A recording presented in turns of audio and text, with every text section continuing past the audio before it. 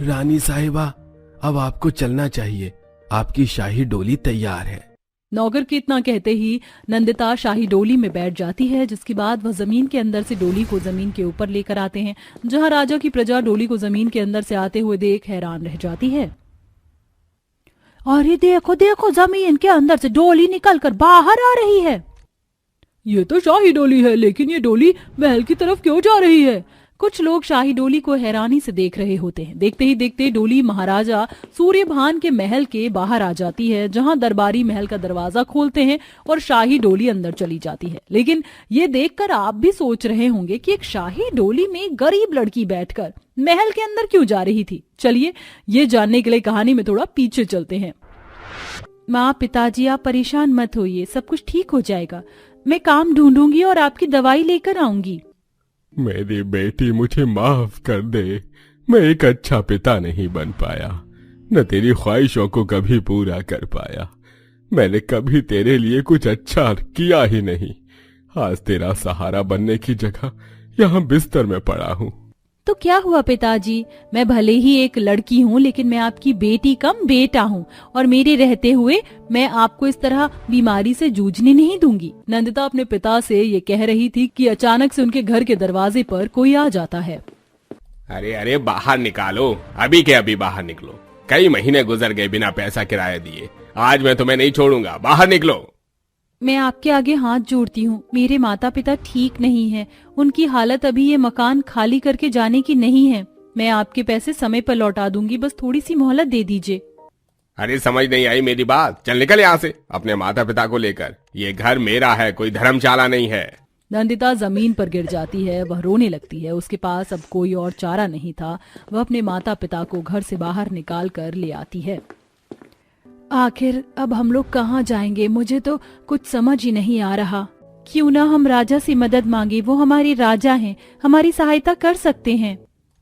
राजा कोई राह चलता आदमी नहीं है बेटी, वो बहुत व्यस्त आदमी है। उसके पास हमारी कहानी सुनने के लिए वक्त नहीं होगा। ये सुनकर नंदिता परेशान हो जाती है। वह महल के पीछे से जंगल के रास्ते की तरफ अपने बूढ़े माता पिता के साथ जा ही रही होती है कि तभी उसे रास्ते में एक बहुत बड़ा गड्ढा दिखाई देता है। इतना बड़ा गड्ढा, इतना बड़ा तो घर नहीं होगा जितना बड़ा ये गड्ढा है। नंदिता ऐसे सोच रही थी कि उसे ख्याल आया। उसने उस गड्ढे को जंगल की झाड़ियों से ढक दिया और अपने माता पिता को उसके अंदर ले आई। जब तक हमारे पास रहने का कोई इंतजाम नहीं होता, माँ, पिताजी, हम यहीं पर जमीन के अंतर्गत रहेंगे। ठीक है बेटी। तभी अचानक से नंदिता, शकुंतला और मुकेश के पेट के अंदर से गुड़गुड़ की आवाज आने लगती है। मैं समझ सकती हूँ आप दोनों को भूख लगी होगी, लगी तो मुझे भी है, मैं कोई इंतजाम करती हूँ।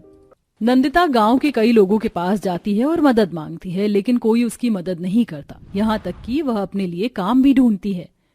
ये तो मिठाई की दुकान है, यहाँ पर तो काम करने वाले की जरूरत होगी ही, यहाँ जाकर बात करती हूँ। नंदिता जाती है, काम मांगती है, लेकिन उसे वहाँ भी काम नहीं मिलता। वो निराश होकर वापस अपने जमीन के अंदर बने घर में जाने लगती है। निकलती है, वह महल के दरवाजे की तरफ से गुजर रही होती है। ये महल के लोगों की जिंदगी कितनी अच्छी होती है, काश कि मैं भी इस महल में रह रही होती, फिर मुझे किसी चीज की परेशानी नहीं होती, आजाद जिंदगी जीने का अधिकार मिलता। नंदिता ऐसे सोचते हुए अपने जमीन के अंतर्गत घर पहुंच जाती है और इधर महल में रानी साहिबा इंदुमती सभी पर चिल्ला रही होती हैं। मैंने तुम्हें पहले भी कितनी बार समझाया है, महल की दीवारों पर अपने चित्रकला दिखाने की जरूरत नहीं है। अगर तुम्हें चित्रकार करनी अच्छी लगती है तो मैंने तुम्हारे कक्ष में कुछ सामान रखवा दिया है, उसमें जाकर कर लो। आपकी प्रॉब्लम क्या है? इतनी वाइट दीवार है महल की, मैं अगर इन पर अपनी चित्रकारी करूंगी तो ये और सुंदर हो जाएंगे। तो आप मुझे मेरा काम करने दीजिए। बस बहुत हुआ, तुम्हें अब यहाँ से इसी वक्त जाना होगा। इंदुमती अपने कुछ नौकरों को रानी स्नेहा की पालकी निकालने के लिए बोल देती है। इसी के चलते रानी स्नेहा को वापस उनके महल भेज दिया जाता है। इधर दूसरी तरफ इंदुमती थोड़ी सी शांति पाने के लिए शाही महल के मंदिर में जाती हैं, जो कि बहुत बड़ा मंदिर था। वहाँ कई लोग पूजा पाठ कर रहे होते हैं, उनमें एक रानी कीर्ति भी बैठी होती है। इंदुमती भगवान के बड़े ही ध्यान पूर्वक पूजा करती है कि तभी कीर्ति जोर जोर से हंसने लगती है।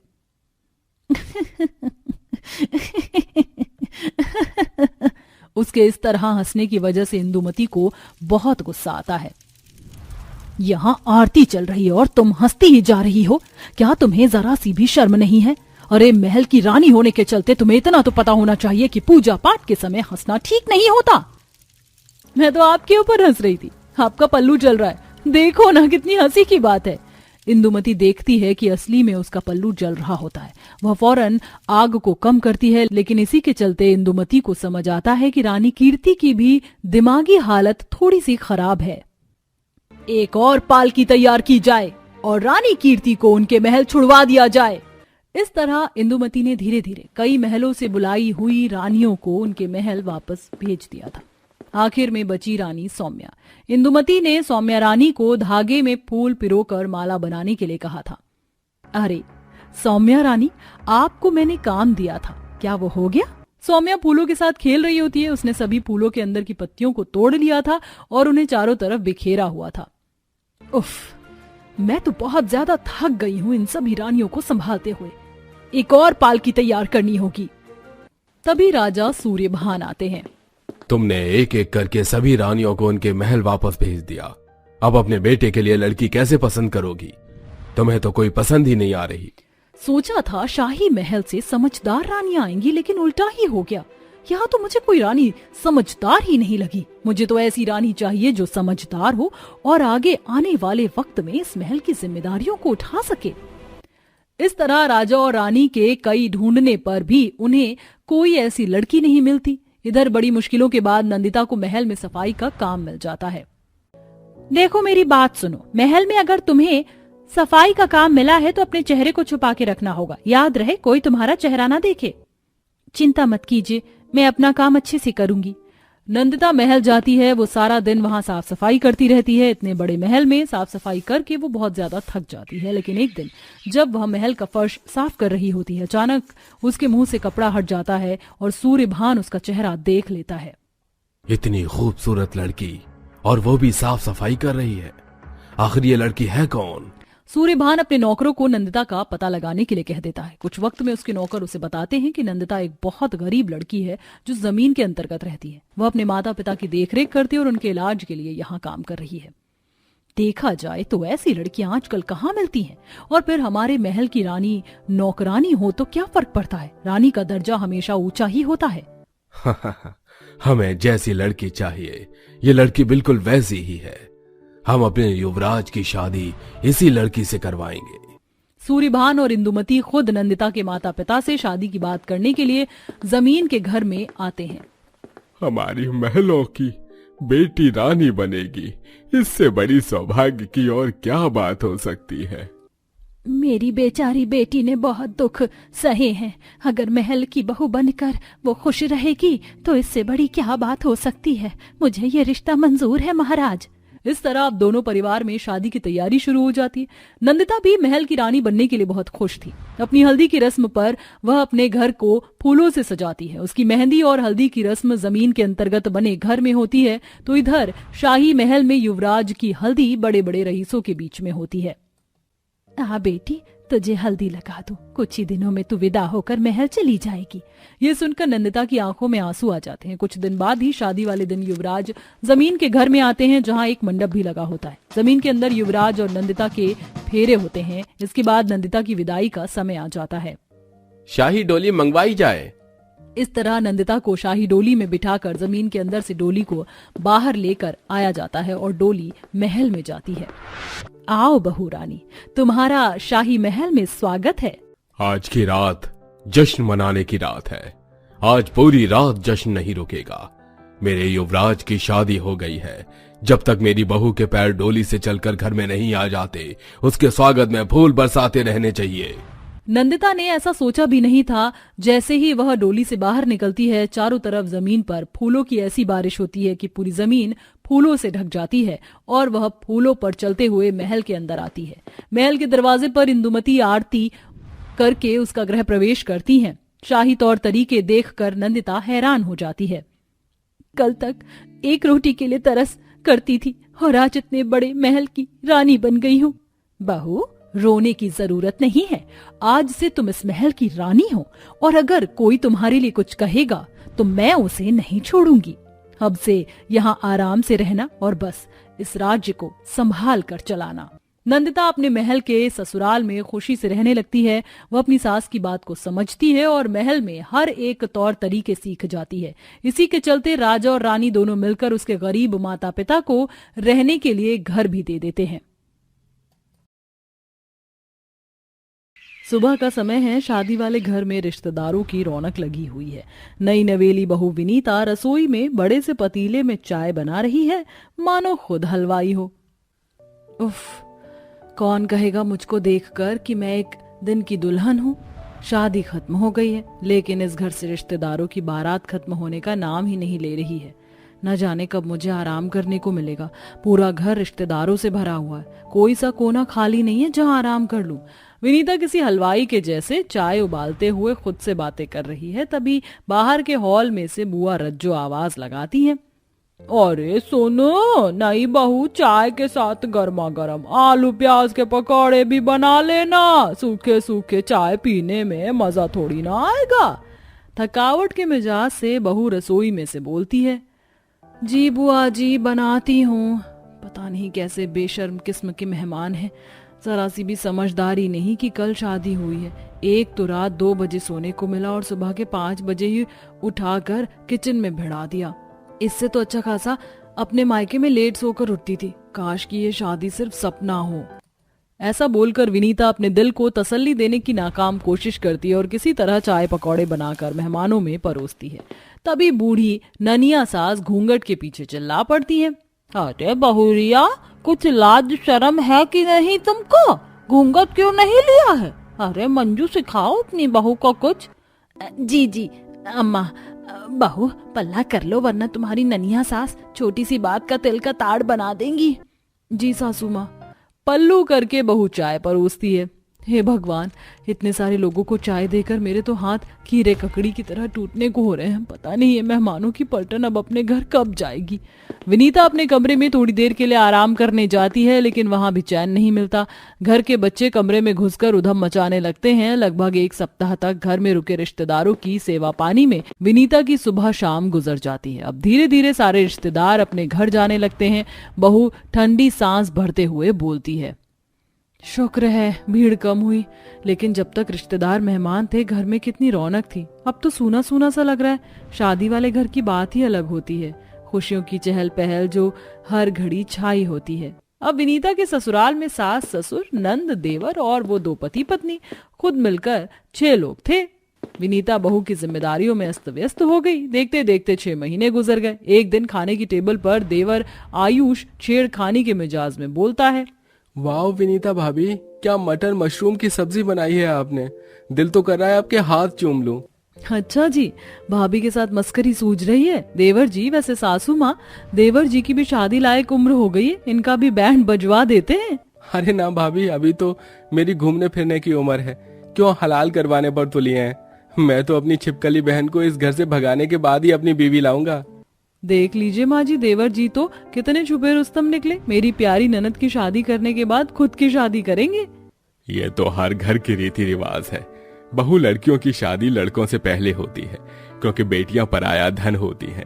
वैसे मंजू जी, मैंने हमारी प्रीति के लिए एक बड़ा ही अच्छा रिश्ता देखा है।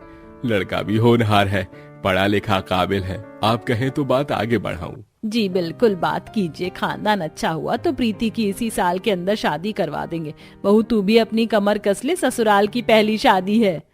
थोड़े दिनों में प्रीति की सगाई हो जाती है और शादी पक्की हो जाती है। शादी की शुभ घड़ियां भी आ जाती हैं। ससुराल की पहली शादी को सोचकर घर की बहू खुश भी थी और शादी के काम का सोचकर थोड़ा घबराई भी होती है। हे भगवान, ये मेरे ससुराल की पहली शादी है और इस घर की बहू होने के नाते सारी रस्में, घर का काम, मेहमानों का स्वागत सब मुझको ही संभालना है। विनीता, तेरी तो रेल बनने वाली है। वैसे भी शादी के घर में काम कितना ज्यादा बढ़ जाता है। अब शादी वाले घर में रिश्तेदार आने लगते हैं। रज्जो बुआ बड़े से सूटकेस के साथ आती हैं, साथ में तोंद निकाले हुए फूफा जी, जिनकी शर्ट पेट के कारण फटने को हो रही थी, मुंह फुलाए हुए आते हैं। मंजू भाभी, ओ मंजू भाभी, हम आ गए हैं। आओ आओ रज्जो जीजी, आइए। अप्पू, खोटे नंदोई जी कैसे हैं? लगता है किसी आए मिजाज में है। अजी छोड़िए, हमको तो किसी ने शादी का कार्ड थोड़े भिजवाया था। हम तो आते भी नहीं, बस आ गए। रज्जो के चलते हमारी तो कोई इज्जत ही नहीं है भैया। लो, इन फूफा जी को शादी में खाली मुंह फुलाने के अलावा और कोई काम धंधा ही नहीं है। ऐसा लग रहा है जैसे मुंह के अंदर किसी ने जबरदस्ती गोलगप्पा ठूस दिया हो। बुआ फूफा के बाद मौसा मौसी और दूर दूर के रिश्तेदार ससुराल में इकट्ठा हो जाते हैं, जिससे घर का हर कोना भर जाता है। लो जी, हम भी आ गए। साली साहिबा। अरे नागेंद्र जीजा जी, आप भी आए हैं, बड़ी खुशी हुई आपको देखकर। अरे हम नहीं आते तो शादी में महफिल कौन जमाता। हमारी प्यारी प्यारी साली साहिबा, इस बार तो तुम्हारे साथ डांस करना है इस गाने पर। मेरी ज़हर जबी तुझे मालूम नहीं, तू अभी तक है हंसी और मैं जवान, तुझ पे कुर्बान मेरी जान। मौसा, ससुर और सास का मस्ती मजाक देखकर बहू विनीता मुस्कुराते हुए सबके लिए चाय बनाने चली जाती है। शादी की रस्म और घर की साज सजावट का काम भी चालू हो जाता है। मेहमानों से भरे शादी के घर में उसको हर कुछ देर में चाय बनानी पड़ती है और ऐसे में शगुन की हल्दी उसी को पीसनी पड़ती है। हे भगवान, ये हल्दी पीसकर मेरा हाथ लाल पड़ गया। पूरा दिन काम करके कमर टूट रही है। बस अब तो जल्दी से ससुराल की पहली शादी निपट जाए ताकि मैं चैन से सो सकूं। अरे बहू, हल्दी पिस गई हो तो दे दे और तू जाकर सभी के लिए चाय बना ले, ठंड का मौसम है। तुझको तो बिना कहे मेहमानों का ख्याल, उनकी खातिर करनी चाहिए। आखिर तेरे ससुराल की पहली शादी है। जी बुआ जी, जाती हूँ। सब लोग हंसी टिटोली करते हुए ननद को हल्दी लगाते हैं। बहू सबके आगे चाय पेश करती है। उसके चेहरे पर शादी की थकावट साफ झलक रही थी। तभी फूफा जी मुंह फुलाए चाय में कमी निकालते हैं। अरे बहू, तेरी चाय में वो बात नहीं, ना शक्कर है ना ही चाय गाढ़ी है। फिर से बना और अदरक थोड़ी अच्छे से कूट कर डालना, लगता है साबुत ही डाल दिया है। हाँ हाँ, क्यों नहीं फूफा जी, कहिए तो आपके लिए चाय की फैक्ट्री ही खुलवा दूं।